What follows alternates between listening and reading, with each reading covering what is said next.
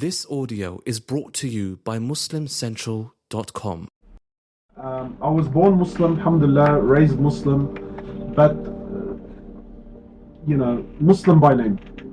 I knew very little about my deen, even though my mum and my father, they did do their best, but I knew very little about my deen. Basics, eating pig is haram, alcohol is haram, that Muslims pray 5 times a day, and there's a month called Ramadan, and this was pretty much it.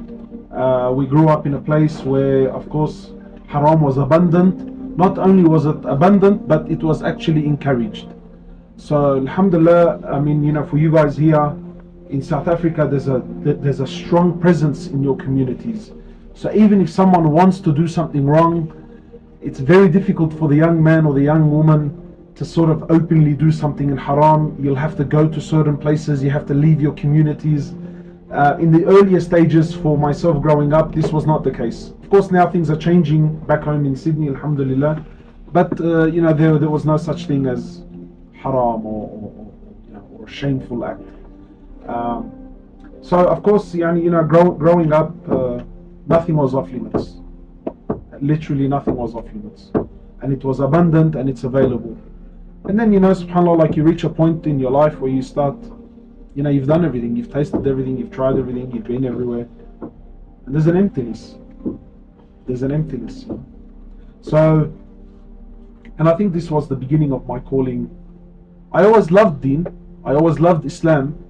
It was a thing of respect, but it was not in my life. So there was no practice, there was no implementation of anything.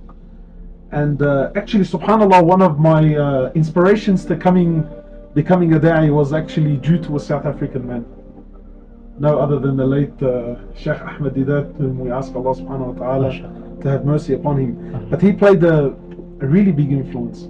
I remember the first time I watched a video of his, just the idea that a Muslim could stand on stage with so much confidence and speak about their faith in front of, it really blew me away. So, and then subhanAllah, I turned to deen, alhamdulillah, and I guess, as they say, the rest is history. Alhamdulillah. There is, many youth would be able to identify with your own story, and that inshallah will be an inspiration for them. Now, then progressing in your life and then going out in the path of Allah and becoming more affiliated with deen, how was it for you in terms of, having to leave perhaps those friends and the places where you were going and those that you associated before? No regrets whatsoever. Wallah, I speak to a lot of brothers, and I guess this is hard for them, leaving their old. For me, I loved every minute of it. I haven't turned back since. I don't regret a single moment. I mean, if there's any regret I have, it's that I didn't do it earlier. But having said that, not all is bad, not all is lost. I feel that being where I've been helps me in my da'wah today. Now, of course, I'm not saying this so that the young one can be encouraged, let me go have jahiliyyah and then use this. No, but I believe for myself personally, it has impacted me, and I feel like I understand that side of things more, and it helps me addressing those issues in my da'wah. And certainly that does have an impact, in a sense that many youth are able to identify with you, and they listen to your lectures, and they draw inspiration. When we talk about drawing youth towards the deen of Islam and providing them with content and things that will inspire them, how do we attract them and how do we appeal to them? How honest do you want me to be? As honest as what is in your heart, you say it as it is. Okay, well, I believe that we do a lot of injustice towards the youth, and the truth is, I feel like we contradict ourselves so much, because we display one thing, but in reality we want another. So we say we want the youth, and everything you do, wallahi, wherever I go, organizations, big organizations, media outlets, whatever it is, they always display that we do what we do because we want the youth. Yet when the youth come to us, we question them, we doubt them, we don't give them roles, we don't give them any positions, right? So it's like we say one thing, but we actually do another. The youth, The Prophet of Allah, he says, sallallahu alayhi wasallam, nusirtu bil-shabab. He says, I was given victory through the youth.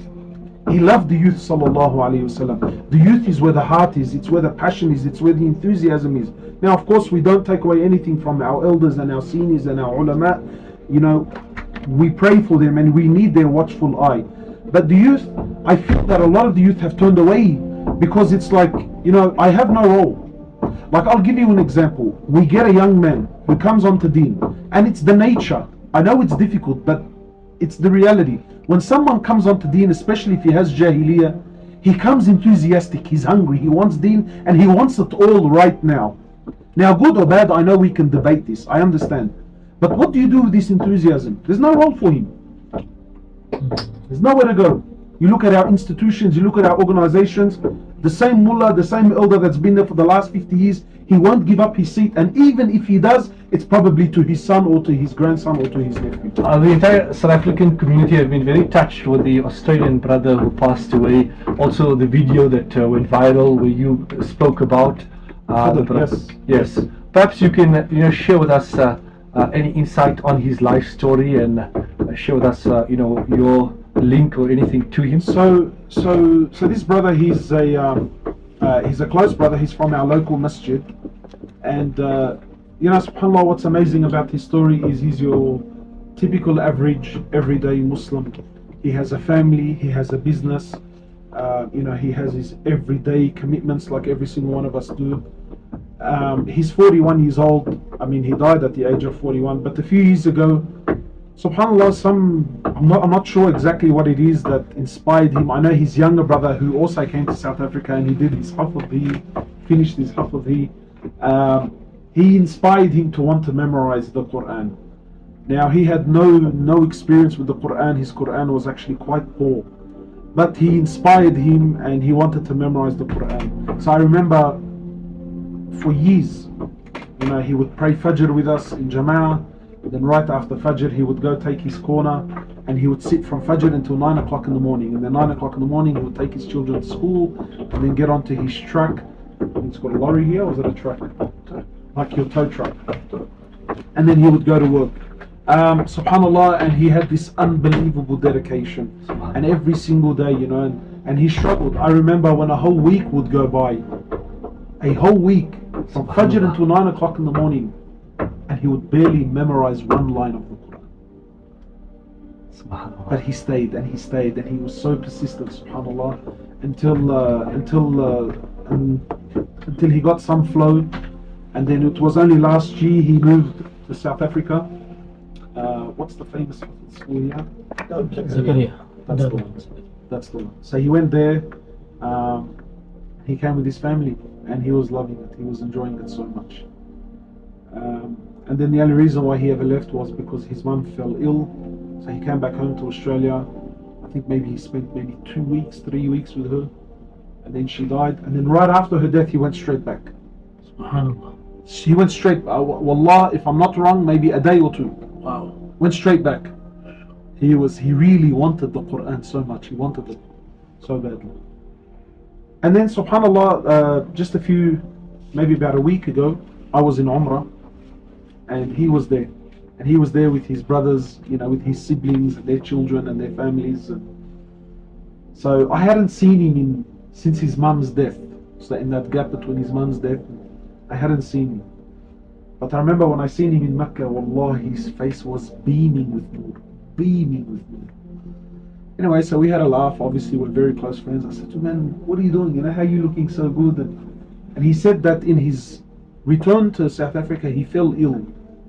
Must have had he was complaining about some lack of iron or some lack of vitamin. He had some blood cells or whatever.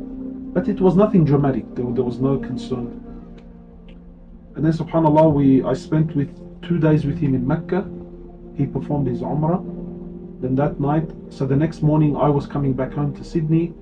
He left Mecca and went to Medina. And subhanAllah, so I flew out and then I got home, slept that night, woke up in the morning, and I got the text message, he passed away.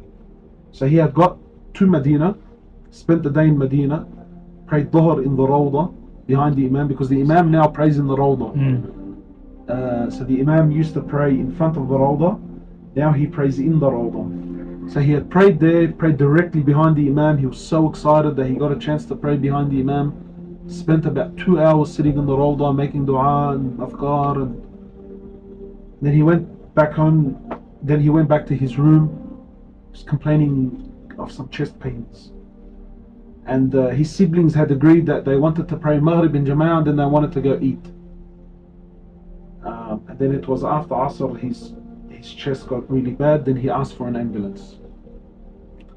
As they asked for the ambulance, they took him downstairs into the foyer of the hotel, and things got really bad. He started making shahada. His family didn't, his family when they seen him make shahada, they didn't think the situation was as bad as he was reacting, So they started making dua, and they're waiting for the ambulance to come pick him up. His brother, subhanAllah, he said to me, just as they called the adhan for the Maghrib Salah, Allah. he died during the adhan. So subhanAllah, this was subhanAllah, I find it interesting that only in Islam can you be envious of someone's death. Have you noticed this? That anyone that really wants Allah, when you hear of a noble death, a part of you becomes envious. And this is unique to Muslims, I think. Allahu A'lam. I've never met a people that envy a good death. People always want to live for as long as they possibly can. But for a believer, when you feel or you believe that a certain individual has died, and whatever the conditions may be, but you feel that Allah has accepted him, Allah, you become envious of this person's death.